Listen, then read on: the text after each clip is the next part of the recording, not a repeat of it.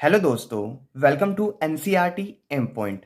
तो फ्रेंड्स, आज जो हम बात करने वाले हैं वो पॉलिटेक्निक एंट्रेंस के मोस्ट इंपोर्टेंट क्वेश्चन के बारे में बात करने वाले हैं, जहां से हर साल दो क्वेश्चन आपको मिलेंगे ही मिलेंगे।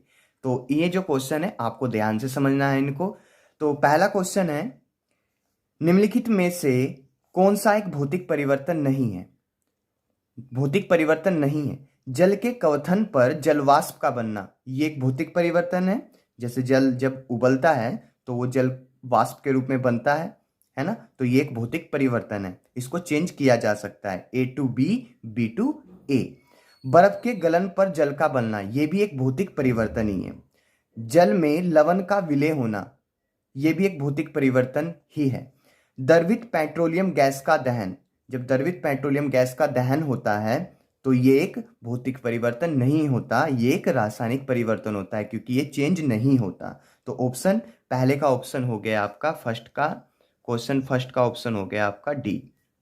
क्वेश्चन 2 पर बात कर लेते हैं। निम्नलिखित अभिक्रिया एक उदाहरण है, तो हमको बताना है ये जो अभिक्रिया दी गई है इनमें से किस में से उदाहरण है। तो ammonia, NH3, O2 oxygen, NO nitric oxide और जल। तो हमको बताना है कि कौन सी अभिक्रिया है। पहला, प्रतिस्थापन अभिक्रिया। प्रतिस्थापन अभिक्रिया क्या होती है? जो अधिक क्रियाशील तत्व होता है वो दूसरे किसी लो क्रियाशील यौगिक जो जल में विलय हो उसको अपने स्थान से हटाकर, उसके स्थान से हटाकर अपना स्थान ले लेता है, उसी को बोलते हैं प्रतिस्थापन अभिक्रिया, यानी प्रतिस्थापित करना। तो यहां पर देखो आप, NH3 प्लस O2, हाइड्रोजन यहां से हटा, हाइड्रोजन यहां से हटा और कौन आ गया? ऑक्सीजन यहां पर आ गया, NO आ गया। और जो बचा था H2, जो बचा था हमारे पास हाइड्रोजन, वो ऑक्सीजन के साथ मिलकर क्या बन गया? H2O बन गया। तो ये क्या है? एक प्रतिस्थापन अभिक्रिया है। तो ऑप्शन पहला भी आपका सही है। संयोजन अभिक्रिया। संयोजन अभिक्रिया वो अभिक्रिया होती है जिसमें दो या दो से अधिक अभिकारक मिलकर एकल उत्पाद का निर्माण करते हैं, यानी सिंगल प्रोडक्ट बनाते हैं। तो इसमें तो सिंगल प्रोडक्ट नहीं बन रहा, सिंगल उत्पाद इसमें नहीं बन रहा, इसमें तो एकल उत्पाद बन रहा है। तो ये संयोजन अभिक्रिया नहीं है। अब हम बात कर लेते हैं थर्ड पर, उपचयन अपचयन अभिक्रिया। उपचयन अभिक्रिया वो अभिक्रिया होती है जिसमें ऑक्सीजन की वृद्धि होती है। उपचयन अभिक्रिया कौन होती है? जिसमें ऑक्सीजन की वृद्धि होती है लेकिन हाइड्रोजन का ह्रास होता है। तो अपचयन कौन होती है? जिसमें ऑक्सीजन की कमी होती है लेकिन हाइड्रोजन की वृद्धि होती है, उसी को क्या बोलते हैं? अपचयन अभिक्रिया बोलते हैं। तो मुझे बताओ, यहाँ पर अमोनिया है NH3, तो मैं इसको रिएक्शन को लिख देता हूँ, एक second. NH3 plus O2 this equal to NO plus H2। तो देखो यहाँ पर अमोनिया किस में चेंज हुआ? NO में। तो यहाँ से हाइड्रोजन थे, हाइड्रोजन की कमी हुई, तो हाइड्रोजन की कमी किस में होती है? उपचयन में। या ऐसे बोले, ऑक्सीजन की वृद्धि किस में होती है? ऑक्सीजन की वृद्धि जिसमें होगी वही क्या होगा? उपचयन। तो NH3 का NO में बदलना यही उपचयन है। O2 का H2 में, O2 का H2 में, O2 कितने यहाँ पर? 2 O हैं, लेकिन आगे जाकर कितने O हो गए? 1 O हो गया। तो यहाँ पर देखो ऑक्सीजन की कमी हुई है, तो ऑक्सीजन की कमी देखो, O2 और H2, यहाँ 2 O, यहाँ पर 1 O। तो ऑक्सीजन की कमी बताती है अपचयन को। तो इसमें उपचयन भी है और अपचयन भी है, सीधा सा मतलब है। जो उपचयन होता है उसमें ऑक्सीजन की वृद्धि होती है, यानी हाइड्रोजन की कमी होती है। जो अपचयन होता है उसमें हाइड्रोजन की वृद्धि होती है और ऑक्सीजन की कमी होती है। तो ये एक उपचयन अपचयन अभिक्रिया है। तो ऑप्शन थर्ड हमारा सही है। उदासीनीकरण अभिक्रिया, ये उदासीनीकरण अभिक्रिया नहीं है, ठीक है ना। एसिड और बेस आपस में मिलकर सोल्ट बनाते हैं और साथ में H2O बनाते हैं, ये उदासीनीकरण अभिक्रिया नहीं है। तो ऑप्शन कौन सा सही है? 1 और थर्ड ऑप्शन सही है। तो इसमें से कौन सा ऑप्शन सही है? हमारा सी ऑप्शन सही है। तो सी ऑप्शन दूसरे का, क्वेश्चन 2 का सी ऑप्शन हमारा सही है। इसमें कौन कौन से? पहला आएगा प्रतिस्थापन अभिक्रिया और उपचयन अभिक्रिया। आगे देख लेते हैं क्वेश्चन थर्ड को। दी गई अभिक्रिया के लिए निम्नलिखित में से कौन से कथन सत्य है? तो हमको बताना है कि निम्नलिखित में से कौन से कथन सत्य हैं। आयरन जब FeH2O के साथ मिलता है, यानी जो लोहा है वो वाष्प के साथ उसकी रिएक्ट कराते हैं, तो क्या बनता है? Fe3O4 plus H2। मैं आपको बता दूं जो Fe3O4 है ये लोहे का अयस्क है। लोहे का अयस्क कौन है? Fe3O4। ये लोहे का कौन सा अयस्क है? ये लोहे का हमारा जो अयस्क है ये है हमारा मैग्नेटाइट।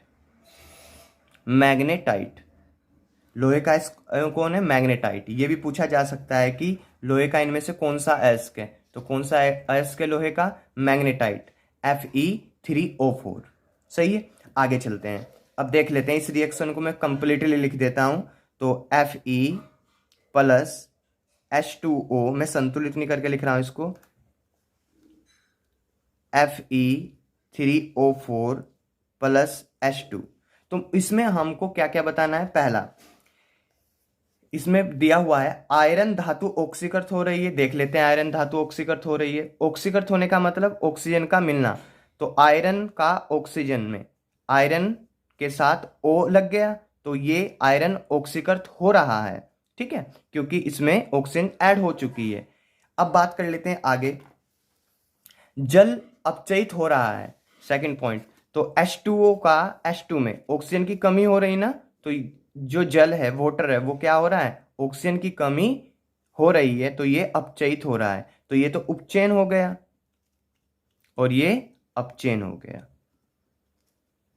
सही है, तो दोनों पॉइंट हमारे अब तक सही हैं कि यहाँ पर आयरन धातु ऑक्सीकृत हो रही है और जल अपचयित हो रहा है। यानी अब जल अपचयित होने का मतलब H2O का H2 में बदलना, ऑक्सीजन की कमी होना, तो जल अपचयित हो रहा है। जल अपचायक के रूप में कार्य कर रहा है, जल ऑक्सीकारक के रूप में कार्य कर रहा है। जल अपचायक के रूप में तो यहाँ नहीं कर रहा है, जल ऑक्सीकारक के रूप में कार्य कर रहा है। मैं आपको बता दूं ऑक्सीकारक क्या होते हैं। ऑक्सीकारक ऑक्सीकारक वो होते हैं, उनको ऑक्सीकारक बोलेंगे हम, जो अपनी अभिक्रिया में जो अभिकारक होते हैं वो क्या करते हैं? वो दूसरों को ऑक्सीकृत करते हैं, लेकिन खुद क्या हो जाते हैं? अपचयित हो जाते हैं।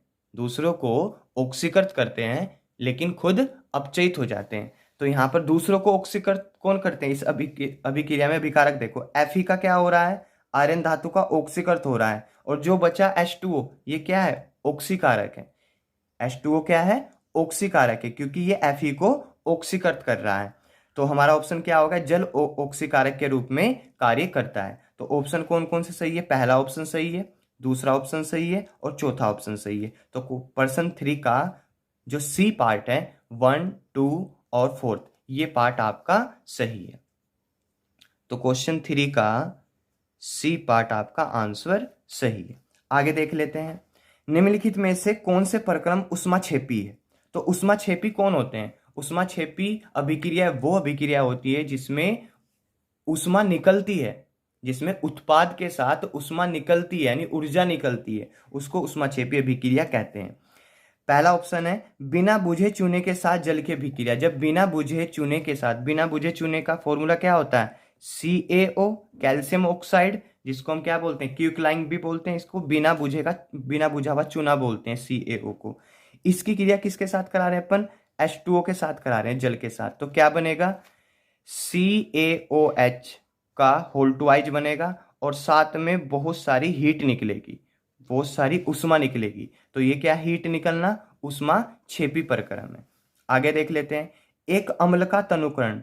तो याद रखना, जब एक अम्ल हो चाहे एक बेस हो, यानी एक क्षारक हो या अम्ल हो, उसका तनु करते हैं तो हमेशा अभिक्रिया होती है उष्मा क्षेपी अभिक्रिया।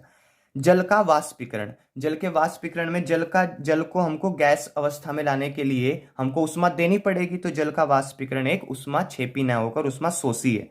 कपूर का उत्पादन, कपूर क्या है? ठोस है, उसको सीधे गैस अवस्था में लाने के लिए हमको टेम्परेचर देना होगा, हमको उष्मा देनी होगी। तो लास्ट के जो दो ऑप्शन है, थर्ड और फोर्थ, ये उष्मा क्षेपी नहीं है, ये उष्मा शोषी है। तो पहला और दूसरा हमारा उष्मा क्षेपी प्रक्रम है। तो देख लेते हैं पहला और दूसरा। तो ऑप्शन नंबर ए आपका सही है, पहला और दूसरा। तो क्वेश्चन 4 का ए पार्ट आपका सही है। आगे देख, ml जल युक्त 25 ml जल युक्त ABC के रूप में चिन्हित 3 बीकर लिए गए। तो हमने एक बीकर लिया, दूसरा बीकर और तीसरा बीकर लिया। ये A बीकर है, ये B है और ये C है। कितना पानी भरा हुआ है इसमें? इनमें जो भी भरा हुआ है जल युक्त है, ये 25 ml जलयुक्त भरा हुआ है इसमें, यानी जल से भरा हुआ है 25 ml तक। ठीक है भाई। इसके बाद ए, बी तथा सी बीकर में कुछ मात्रा में क्रमशः NaOH, तो ए में क्या डाल दिया NaOH, ए में डाल दिया NaOH सोडियम हाइड्रोक्साइड डाल दिया। दूसरे में निर्जल CuSO4, बी में CuSO4 डाल दिया। निर्जल का मतलब जल की मात्रा इसमें नहीं है। और सी में क्या मिला दिया गया NaCl, इसमें NaCl मिला दिया गया। यह परीक्षित किया गया कि बीकर ए तथा बी के विलयनों के ताप में वृद्धि हुई है। ए और बी के ताप में क्या हुई है, ए और बी के ताप में वृद्धि हुई है। तो जब किसी भी जब रिएक्शन होती है, इसमें जल भरा हुआ था, इसमें NaOH हमने डाल दिया, 25 ml जल था, NaOH डाल दिया और इसमें क्या हुई, ताप की वृद्धि हुई। तो जब ताप की वृद्धि होती है, ए और बी में ताप की वृद्धि हुई, तो ए और बी में जो अभिक्रिया होगी वो ऊष्माक्षेपी अभिक्रिया होगी। ए और बी में ऊष्माक्षेपी अभिक्रिया होगी। फिर बोला गया जबकि बीकर सी के विलयन के ताप में कमी हुई है, तो बीकर सी के विलयन के ताप में कमी हुई, तो ताप में कमी का मतलब क्या हुआ, ऊष्मा शोषी। तो यहां से ऑप्शन जो आपका ए और बी ऊष्माक्षेपी है और जो सी है वो ऊष्मा शोषी है। तो ये ऑप्शन देख लेते हैं। पहला, बीकर ए तथा बी में ऊष्माक्षेपी प्रक्रम संपन्न हुआ है, बात सही है। बीकर ए तथा बी में ऊष्माक्षेपी ना करके इसको ऊष्मा शोषी कर लेना। बीकर सी में ऊष्माक्षेपी सही है ये। चौथा, बीकर सी में ऊष्माक्षेपी ना होकर इस ऊष्माक्षेपी को ऊष्मा शोषी कर लेना। तो ऑप्शन 1 और 4 आपका सही है। तो यहाँ से सी ऑप्शन आपका सही है। ए और बी में ऊष्माक्षेपी हुई है और सी में ऊष्मा शोषी हुई है। आगे देख लेते हैं नेक्स्ट क्वेश्चन को। अम्लीय परमैंगनेट विलयन है, यानी KMnO4 है, सीधा KMnO4 पोटेशियम परमैंगनेट विलयन युक्त एक बीकर में क्या लिया, फेरस सल्फेट लिया FeSO4 का तनु विलयन, फेरस सल्फेट का तनु विलयन लिया, धीरे धीरे मिलाया गया। हल्के जामुनी रंग का विलयन क्षीण होता है, अंतः रंग विलुप्त हो जाता है। निम्नलिखित में से कौन सी व्याख्या उपरोक्त प्रेक्षण के लिए सही है। तो हुआ क्या, KMnO4 को किसके साथ रिएक्ट करा गया, FeSO4 के साथ रिएक्ट करा गया। KMnO4 को FeSO4 के साथ रिएक्ट करा गया। KMnO4 एक ऑक्सीकारक है, बात बिल्कुल सही है भाई। KMnO4 एक परबल ऑक्सीकारक है, याद रखना KMnO4 एक परबल ऑक्सीकारक है। ऑक्सीकारक कौन होते हैं, जो दूसरों को ऑक्सीकृत करते हैं अपनी क्रिया में और खुद अपचयित हो जाते हैं। तो KMnO4 क्या है, एक परबल ऑक्सीकारक है, दूसरों को क्या करेगा, ऑक्सीकृत करेगा, मतलब दूसरे इसके साथ हैं उसको क्या करेगा, ऑक्सीकृत करेगा। तो FeSO4 को क्या करेगा, ऑक्सीकृत। तो KMnO4 एक ऑक्सीकारक है, यह FeSO4 को ऑक्सीकृत करता है। तो ऑप्शन ए आपका सही है। तो क्वेश्चन 6 का ऑप्शन ए आपका सही है। आगे बात कर लेते हैं, निम्नलिखित में से कौन सी द्विविस्थापन अभिक्रिया है। द्विविस्थापन अभिक्रिया कौन अभिक्रिया होती है, द्विविस्थापन अभिक्रिया वो अभिक्रियाएं होती हैं जो आयनों के आदान प्रदान से होती है। द्विविस्थापन अभिक्रिया कौन होती है, जो आयनों के आदान प्रदान से होती है। और द्विविस्थापन अभिक्रिया को अवक्षेपण अभिक्रिया भी कहते हैं, अवक्षेपण अभिक्रिया भी कहते हैं। द्विविस्थापन अभिक्रिया को अवक्षेपण अभिक्रिया भी कहते हैं। द्विविस्थापन अभिक्रिया वो अभिक्रिया होती है जिसमें आयनों का आपस में आदान प्रदान होता हो अभिकारक के साथ में। तो निम्नलिखित में से कौन सी द्विविस्थापन अभिक्रिया है, Pb plus CuCl2, PbCl2 plus Cu। तो यहाँ से तो आयन का आदान प्रदान नहीं हुआ, तो ये कौन सी अभिक्रिया है, पहले वाला जो ऑप्शन है, ये आपकी जो अभिक्रिया है वो प्रतिस्थापन अभिक्रिया, क्योंकि Pb Cu के स्थान पर चला गया। और क्योंकि हमने याद हुआ है ना, हमारे याद है कि काना कार मांगे अल्टो जेन फरारी प्रभु है क्यों, तो ये क्रियाशीलता क्रम है। तो कौन सी धातु इनमें ऊपर आ रही है, लेड आ रही है। कॉपर नीचे आ रही है, तो लेड ज्यादा क्रियाशील है और कॉपर कम क्रियाशील है। तो जो ज्यादा क्रियाशील धातु है वो कम क्रियाशील वाले धातु वाले यौगिक, जलीय यौगिक में से उसको कॉपर को हटा देगी और उसका स्थान ले लेगी। तो ऐसे अभिक्रिया Pb ने Cu को हटाया और Pb का स्थान ले लिया। तो ये कैसे अभिक्रिया, प्रतिस्थापन अभिक्रिया। Na2SO4 plus BaCl2 BSO4 NaCl। Na पर सोडियम पॉजिटिव होता है, SO4 पर 2 निगेटिव होता है, Ba पर 2 निगेटिव होता है, Cl पर 1 निगेटिव होता है। तो Na किसके साथ रिएक्ट करेगा, Ba रिएक्ट कर लेगा सेम फिर संयोजकता BaSO4 के साथ, यानी प्लस है और ये माइनस है तो BaSO4 बन गया, ये प्लस है ये माइनस है तो ये वाला हो गया। तो ये द्विस्थापन अभिक्रिया का उदाहरण है। तो सेकंड ऑप्शन आपका क्वेश्चन 7 का सेकंड ऑप्शन आपका सही है, और ऑप्शन देखने की जरूरत भी नहीं है हमको, और ऑप्शन देखने की जरूरत भी नहीं है, क्योंकि C+O2 ये नहीं है, CH4O2 CO2 HO2, ये तो प्राकृतिक गैस का दहन है। CH4 + O2 CO2 और H2O, ये प्राकृतिक गैस का दहन है। आगे देख लेते हैं 8वां क्वेश्चन। सूर्य के प्रकाश की उपस्थिति में सिल्वर क्लोराइड के उद्भासन पर वह स्लेटी क्यों हो जाता है? सूर्य के प्रकाश की उपस्थिति में, सूर्य के प्रकाश की उपस्थिति में जो AgCl होता है वो सूर्य के प्रकाश की उपस्थिति में यानी HNu बोले तो सूर्य के प्रकाश की उपस्थिति में Ag + Cl2 में टूट जाता है, और यहाँ 2 इसको संतुलित कर लेंगे। और साथ ही जो ये मिलता है हमको, ये स्लेटी रंग का मिलता है, धूसर रंग का मिलता है सिल्वर क्लोराइड धूसर रंग का मिलता है। तो ये कौन सी अभिक्रिया है? इसको बोलते हैं वियोजन अभिक्रिया।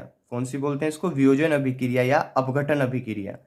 तो देख लेते हैं कौन सा ऑप्शन सही है। सिल्वर क्लोराइड के अपघटन पर सिल्वर बनने से, मैंने बताया ना अभी आपको, सिल्वर क्लोराइड के अपघटन बोलो, अपघटन अभिक्रिया बोलो या वियोजन अभिक्रिया बोलो।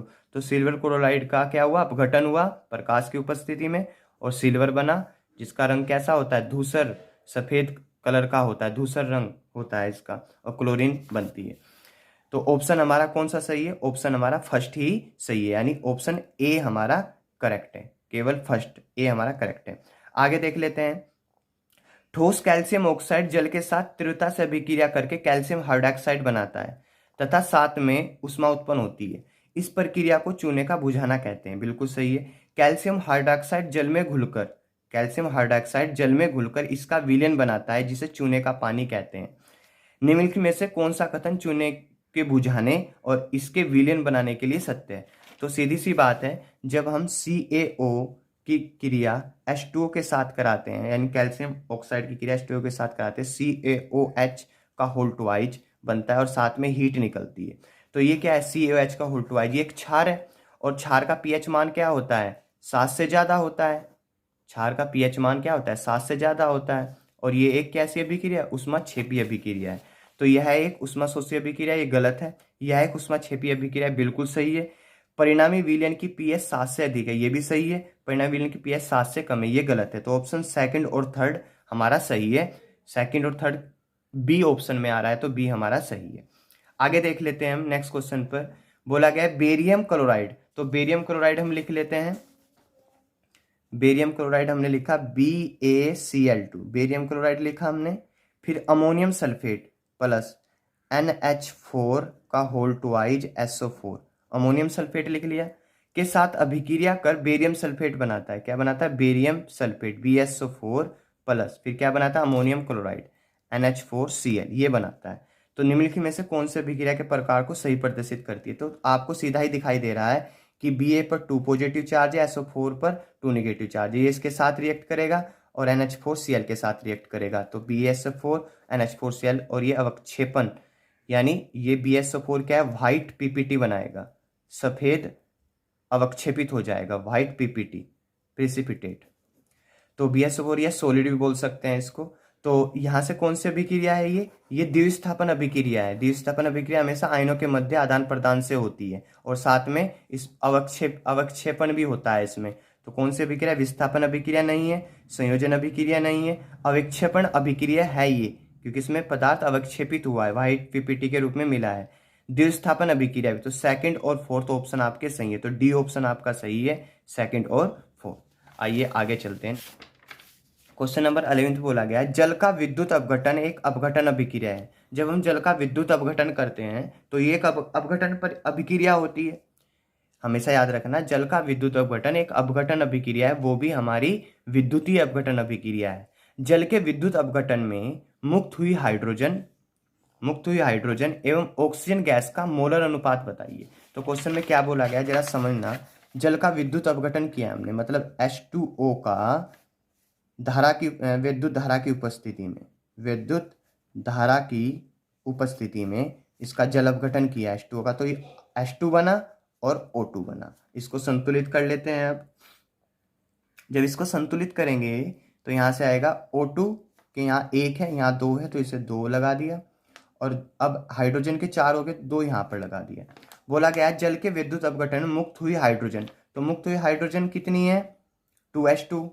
और ऑक्सीजन गैस का मोलर अनुपात बताना, तो हाइड्रोजन यहाँ पर जब H2O का हम जल अपघटन करते हैं तो हाइड्रोजन हमको दुगनी मिलती है। देखो इसके सामने 2 लगा हुआ है ना, तो हाइड्रोजन हमको दुगनी मिलती है ऑक्सीजन की अपेक्षा। तो उनका गैस का मोलर अनुपात क्या होगा 2H2O2। तो हाइड्रोजन कितने गुना आई है 2 गुना आई है किसकी O2 की। O2 तो एक ही है इसके सामने मोलर 1, तो 2:1, यानी हाइड्रोजन हमको दुगनी मिलती है। तो कौन सा ऑप्शन सही है, बी ऑप्शन आपका बिल्कुल करेक्ट है। क्वेश्चन 11 का बी ऑप्शन आपका सही है। आगे देख लेते हैं, निम्नलिखित में से कौन सा या कौन से उष्मा शोषी प्रक्रम है। उष्मा शोषी प्रक्रम वो प्रक्रम होते हैं जिसमें उष्मा पहले अवशोषित होती है, उष्मा देनी होती है अभिकारक को। तो सल्फ्यूरिक अम्ल का तनुकरण मैंने आपको बताया था, जितने भी अम्ल या बेस हो क्षार हो उनका तनुकरण हमेशा उष्मा छेपी होता है, उष्मा निकलती है। जल वाष्प का संघनन ये उष्मा शोषी नहीं है। शुष्क बर्फ का उद्रपातन, शुष्क बर्फ यानी ठोस का उद्रपातन क्या होता है, सॉलिड का सीधे गैस में आना। तो सॉलिड गैस में कब आ सकता है, जब उसको उष्मा दी जाएगी, जैसे जैसे उसको उष्मा यानी हीट दी जाएगी, उसका टेम्परेचर बढ़ाया जाएगा, वो गैस में बदलता जाएगा। तो सॉलिड से गैस में बदलना, उष्मा दे रहे हैं ना, तो ये उष्मा शोषी प्रक्रम है। जल का वाष्पीकरण, भाई लिक्विड का गैस में बदलना, वाष्प में बदलना। तो जब लिक्विड को हम टेम्परेचर देंगे, उष्मा देंगे, तभी तो गैस में बदलेगा। तो सेकंड और फोर्थ ऑप्शन आपका सही है। और देख लेते हैं इनमें सेकंड और फोर्थ किस में है, डी में है। तो डी ऑप्शन आपका सही है, सेकंड और फोर्थ, शुष्क बर्फ का उत्पादन, जल का वाष्पीकरण। आगे देख लेते हैं, जलीय पोटेशियम आयोडाइड। जलीय पोटेशियम आयोडाइड है हमारे पास, यानी KI है एक्वस, ये जलीय पोटेशियम है, पोटेशियम आयोडाइड है। फिर इसके बाद तथा जलीय लेड नाइट्रेट, जलीय लेड नाइट्रेट, जलीय लेड नाइट्रेट PbNO3 का होल ट्वाइज, ये भी जलीय है, एक्वस है। रिएक्ट कराते हैं तो क्या बनता है, लेड आयोडाइड बनता है। मतलब लेड आयोडाइड का मतलब PbI बनता है, लेड आयोडाइड बनता है। और ये पीला अवक्षेप देता है, कैसा देता है, पीला PPT देता है, ये व्हाइट PPT देता है। इस प्रक्रिया को करते समय यदि लेड नाइट्रेट उपलब्ध ना हो, इस प्रक्रिया को करते समय यदि लेड नाइट्रेट उपलब्ध ना हो, तो यदि लेड नाइट्रेट उपलब्ध ना हो तो निम्नलिखित में से किसे लेड नाइट्रेट के स्थान पर प्रयुक्त किया जाएगा। लेड सल्फेट को किया जाएगा क्या, लेड सल्फेट जो अविलेय है इसको नहीं किया जाएगा, क्योंकि जो विलेय है जल में उन्हीं को घोला जाता है। तो ऑप्शन ए तो हमारा बिल्कुल गलत हो गया। इसके बाद बात करते हैं अमोनियम नाइट्रेट। मुझे आप बताओ, लेड आयोडाइड बनाने के लिए क्या इसके स्थान पे मैं अमोनियम नाइट्रेट रखूंगा क्या। अमोनियम नाइट्रेट मतलब NH4 अमोनियम नाइट्रेट NH4NO3, क्या मैं अमोनियम नाइट्रेट रखूंगा क्या इसमें, NH4 अमोनियम नाइट्रेट में क्या Pb आ रहा है, नहीं आ रहा है, तो Pb मिलना चाहिए ना मुझे इधर। तो ये ऑप्शन हमारा ऑप्शन सी भी नहीं है। ऑप्शन डी पर बात कर लेते हैं, पोटेशियम सल्फेट, जो पोटेशियम K2SO4 है, क्या इसमें K2SO4 में Pb आ रहा है, नहीं आ रहा है, क्योंकि मुझको तो लेड आयोडाइड बनाना है ना, तो Pb नहीं आ रहा है, तो ये भी ऑप्शन हमारा गलत हो गया। लेड एसीटेट, इसको रख सकते हैं क्योंकि इसके साथ P आ रहा है, तो ऑप्शन हमारा बी सही है। तो ऐसे आप एलिमिनेशन मेथड करके भी क्वेश्चनों को सोल्व कर सकते हैं। तेल के नमूने को लंबे समय तक ताज़ा बनाए रखने के लिए निम्नलिखित में से कौन सी गैस प्रयुक्त की जाती है। जो तेल का नमूना है, जैसे चिप्स वगैरह वगैरह हो गए, इनमें इनको ताज़ा बनाए रखने के लिए इनमें कौन सी गैस भरी जाती है, हीलियम अथवा नाइट्रोजन, हीलियम या नाइट्रोजन गैस इनमें भरी जाती है, याद रखना। प्रयोगशाला में ऑक्सीजन गैस बनाने के लिए निम्नलिखित अभिक्रिया प्रयुक्त की जाती है, KClO3 पोटेशियम क्लोरेट, उष्मा दी गई और उत्प्रेरक दिया गया तो KClO2 में बदल गया। तो एकल अभिकारक का 2 या 2 से अधिक उत्पाद में बदलना, इसको बोलते हैं वियोजन अभिक्रिया यानी अपघटन अभिक्रिया। और जितनी वियोजन अभिक्रिया होती हैं वो क्या होती हैं, उष्मा शोषी होती हैं। देखो यहाँ उष्मा दी गई है ना, उष्मा यहाँ दी गई है, तो उष्मा जब दी गई है तो ये उष्मा शोषी अभिक्रिया है। तो यह एक अपघटन अभिक्रिया है, मतलब एक वियोजन अभिक्रिया है, क्योंकि इसमें एकल उत्पाद, एकल अभिकारक एक से ज्यादा उत्पादों में टूट गया है, तो इसको बोलते हैं अपघटन अभिक्रिया या वियोजन अभिक्रिया, और ये उष्मा शोषी प्रकृति की होती है। तो ऑप्शन ए हमारा सही है। निम्नलिखित में से कौन से प्रक्रम में रासायनिक अभिक्रिया होती है। तो निम्नलिखित में से मैं इसको बताना है कौन से प्रक्रम में रासायनिक अभिक्रिया होती है। एक गैस सिलेंडर में निम्न दाब पर ऑक्सीजन गैस का भंडारण, ये रासायनिक अभिक्रिया नहीं। वायु का द्रवीकरण, ये रासायनिक अभिक्रिया नहीं। चीनी की प्याली में खुले में पेट्रोल रखना, ये रासायनिक अभिक्रिया नहीं है। उस ताप पर वायु की उपस्थिति में, हाई टेम्परेचर पर एयर की उपस्थिति में कॉपर की तार को गर्म करना, ये हमारी क्या है, एक रासायनिक अभिक्रिया है। आगे देख लेते हैं, निम्नलिखित में से कौन सी रासायनिक अभिक्रिया में अभिक्रिया ताप कर क्रियाकार को या क्रियाफलों की अवस्थाओं का सही संकेत चिन्ह द्वारा प्रदर्शित किया गया है? तो H2L, O2L, H2O गैस, यानी हाइड्रोजन लिक्विड तो कभी होता ही नहीं, H2 लिक्विड नहीं होता, तो ये तो ऑप्शन गलत है। इसके बाद सेकंड पर O2L है, ये भी ऑप्शन गलत है, यहाँ तो गैस होना चाहिए था, तो दो ऑप्शन तो देखे बिना हो गए।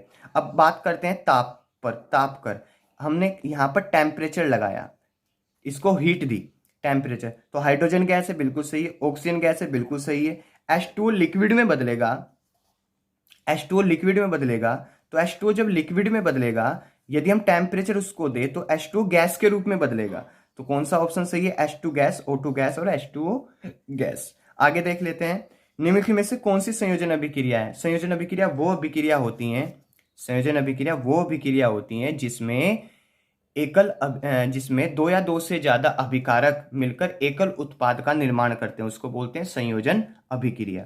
तो पहला ऑप्शन है, जो पहला है 2KClO3 2KClO2, तो ये तो गलत है, ये तो एक वियोजन अभिक्रिया, संयोजन तो है नहीं है। Al+O2 ये हमारी संयोजन अभिक्रिया, क्योंकि इसमें दो या दो से ज्यादा अभिकारक मिलकर एकल उत्पाद बना रहे हैं, तो ये संयोजन अभिक्रिया है। Mg+H2 MgOH2 ये भी हमारी कैसी अभिक्रिया है? संयोजन अभिक्रिया, इसमें दो या दो से ज्यादा अभिकारक मिलकर एकल उत्पाद बना रहे हैं। Zn+FeSO4 ये हमारी संयोजन अभिक्रिया नहीं है, ये हमारी प्रतिस्थापन अभिक्रिया है। तो ऑप्शन थर्ड और ऑप्शन सेकंड और थर्ड जिनमें भी आ रखा होगा वही है। तो किस में आ रखा है? डी ऑप्शन में, सेकंड और थर्ड, यानी हमारा थर्ड ऑप्शन सही है और हमारा सेकंड ऑप्शन बिल्कुल सही है। तो फ्रेंड्स, आई होप आपको ये जो 18 क्वेश्चन दिए गए थे, क्योंकि यहाँ से 2 क्वेश्चन आपको एग्जाम में मिल सकते हैं 101%। तो फ्रेंड्स, आई होप आपको ये वीडियो अच्छी लगी होगी। यदि ये वीडियो आपको अच्छी लगी तो प्लीज़ इस वीडियो को लाइक कीजिए, अपने फ्रेंड्स के पास शेयर कीजिए, और अब तक आपने हमारे चैनल को सब्सक्राइब नहीं किया तो प्लीज़ जल्दी से चैनल को सब्सक्राइब जरूर कर लेना। तो मिलते हैं नेक्स्ट वीडियो में। Thank you.